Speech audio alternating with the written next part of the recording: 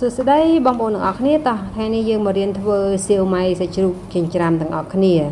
ធានាថាបងប្អូនមើលហើយនឹងធ្វើបានសៀវម៉ៃដែលមានរសជាតិឆ្ងាញ់ហើយវិធីធ្វើគឺងាយស្រួលទេធ្វើទុកសម្រាប់អាហារពេលព្រឹកក៏បានដែរអញ្ចឹងមុនទៅមើលវិធីធ្វើបងប្អូនណាដែលមើល Channel មកដូចអត់ទាន់បានជួយ Subscribe សូមចុច Subscribe ចុចសញ្ញារូបកណ្ដឹងដើម្បីទទួលបាននូវវីដេអូក្រោយៗទៀតបងប្អូនណាដែលមើលតាម Facebook សូមជួយចុច Follow Page មកដូចផងអញ្ចឹងយើងទៅមើលគ្រឿងផ្សំនិងវិធីធ្វើទាំងអស់គ្នាចានេះគឺជាបរិមាណគ្រឿងផ្សំបងប្អូនចង់ធ្វើតិចធ្វើច្រើនអាចគុណចែកតាមនឹងបានចាអញ្ចឹងថ្ងៃនេះគឺខ្ញុំធ្វើសាច់ជ្រូកចិញ្ច្រាំចំនួន1គីឡូខ្ញុំយកសាច់ជាប់ខ្លាញ់ណាចាសាច់3ជាន់ក៏បានស្មើមុខក៏បានដែរឲ្យមានជាប់ខ្លាញ់ខ្លះទៅឆ្ងាញ់ចំនួន1គីឡូមកចិញ្ច្រាំឲ្យម៉ត់ហើយដាក់ម្សៅពោតចំនួន4ស្លាបព្រាដោយរូបបង្ហាញនេះចូលអត់មានម្សៅពោតប្រើម្សៅឆាក៏បានបន្ទាប់មកគឺទឹកស៊ីអ៊ីវចំនួន5ស្លាបព្រាបាយដោយរូបបងប្អូនដាក់4ក៏បានដែរទឹកស៊ីអ៊ីវអាចទឹកស៊ីអ៊ីវបងប្អូនឲ្យខ្ញុំប្រៃខុសគ្នាអាចដាក់4សិនក៏បានដែរប៉ុន្តែខ្ញុំដាក់5ស្លាបព្រាបាយនិងប្រេងខ្យងចំនួន2ស្លាបព្រាបាយរួចហើយដើម្បីឲ្យនំយើងឈ្ងុយដូចនំស្ទាយចិនយើងដាក់ប្រេងល្ងចំនួន2ស្លាបព្រាបាយប្រេងល្ងបងប្អូនអត់មានមិនបាច់ដាក់ក៏បានប៉ុន្តែមាននៅតាមផ្សារមានលក់មិនថ្លៃទេហើយបន្ទាប់មកទៀតគឺប្រេងឆាណាចំនួន3ស្លាបព្រាបាយផងដែរដើម្បីធ្វើឲ្យសាច់យើងទន់ល្អរួចហើយគឺស្ករសចំនួន3ស្លាបព្រាបាយដូចនៅក្នុងវីដេអូបង្ហាញអញ្ចឹងម្រេចម៉ដ្ឋចំនួន1ស្លាបព្រាកាហ្វេបងប្អូនចូលចិត្តហឹរជាងហ្នឹងអាចដាក់លើសហ្នឹងក៏បានមិនចូលចិត្តមិនដាក់ក៏បានរួចហើយយើងច្របាច់គ្រឿងផ្សំជាមួយនឹងសាច់យើងហ្នឹងឲ្យសព្វចូលគ្នាជាសាច់មួយទោះតែសព្វក៏ដោយក៏យើងចំណាយពេលច្របាច់លាយឲ្យបានយូរបន្តិចទើបធ្វើឲ្យសាច់យើងហ្នឹងណែនល្អចូលជាតិល្អណា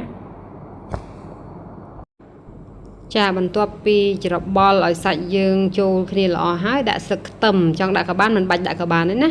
ដាក់តាមចូលចិត្តអានេះខ្ញុំទិញពីផ្សារមក500ខ្ញុំហាន់ដាក់ទាំងអស់ស្លឹកខ្ទឹមណារួចហើយច្របល់ឲ្យសព្វចូលគ្នាម្ដងទៀតយើងផ្អាប់សាច់ហ្នឹង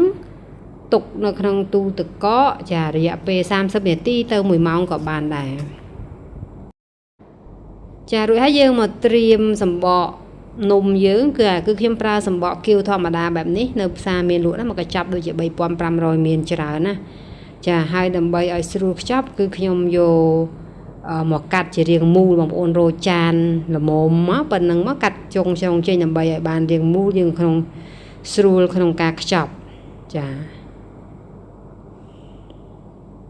បងប្អូនអត់ចង់កាត់ក៏បានអត់អីទេគ្រាន់តែយើងកាត់មូលចេះពេលយើងខ្ចប់គឺឃើញសៀវម៉ៃយើងស្អាតចារួចរាល់ហើយយើងមកខ្ចប់សៀវម៉ៃទាំងអស់គ្នាវិធីខ្ចប់គឺបងប្អូនអាចធ្វើតាមវិធីដែលបងប្អូនស្ទាត់ក៏បានឬក៏អត់ទេគឺធ្វើដូចខ្ញុំនេះក៏បានដែរយើងយកសម្បកគៀវមកហើយយើងប៉ាត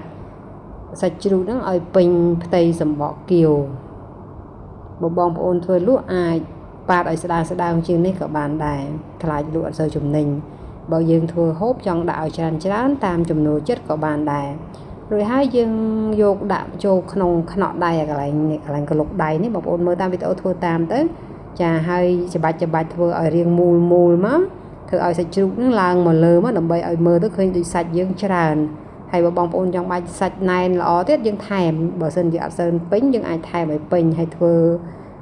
ច្បាច់ឲ្យសាច់យើងឡើងមកលើមើលទៅដូចថាឃើញសាច់ជ្រូកយើងគៀវសៀវម៉ៃយើងហ្នឹងគឺមានសាច់ច្រើនអញ្ចឹងចាអញ្ចឹងខ្ញុំបង្ហាញមួយទៀតជូនបងប្អូនលឿន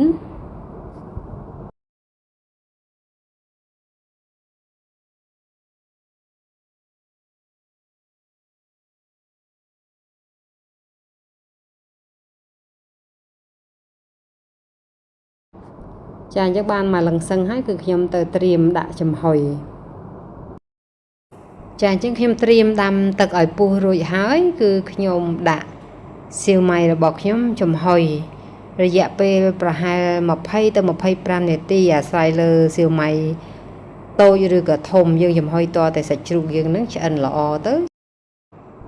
ចាគ្រប់20នាទីហើយខ្ញុំមកមើលនំសៀវម៉ៃរបស់ខ្ញុំគឺបានឆ្អិនល្អហើយធំក្លិនឈ្ងុយមែនទេបងប្អូនគឺស្រក់ទឹកមាត់ហ្មង ចារួចរាល់ហើយបងប្អូនអាចពិសាក្តៅ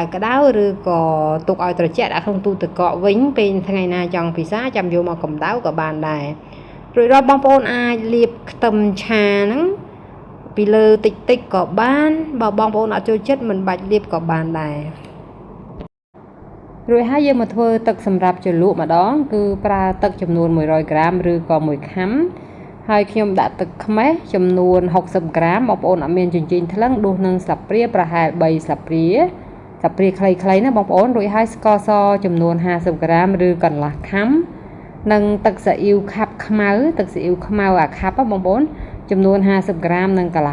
លះខាំដែរហើយកូរឲ្យល្បាយនឹងសព្វចូលគ្នាហើយយើងលើកដាក់លើចង្ក្រានដោយភ្លើងតិចហើយឧស្សាហ៍កូរផងយើងប្រើភ្លើងតិចកូររហូតទាល់តែទឹកជ្រលក់យើងនឹងពុះ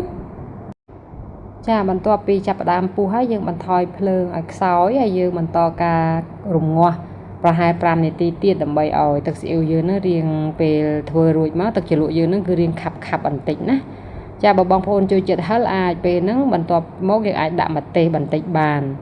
បើអត់ចូលចិត្តមិនដាក់ក៏បានដែររួចហើយយើងអាចពន្លត់ភ្លើងបានហើយបងប្អូនអាចធ្វើទឹកជ្រលក់មុនធ្វើសៀវម៉ៃក៏បានដែរណាពេលយើងធ្វើទឹកជ្រលក់ហើយយើងធ្វើសៀវម៉ៃពេលយើងធ្វើសៀវម៉ៃឆ្អិនក្តៅយើងអាចជ្រលក់ហូបតែម្ដងក៏បានឬទឹកជ្រលក់នេះមិនបាច់ធ្វើក៏បានដែរគ្រាន់តែខ្ញុំធ្វើជាវីដេអូខ្ញុំបង្ហាញឲ្យគ្រប់គ្រឿងជូនបងប្អូនចាសៀវម៉ៃនិងទឹកជ្រលក់របស់ខ្ញុំបានរួចរាល់អស់ហើយបងប្អូនអាចធ្វើតាមបានធានាថាឆ្ងាញ់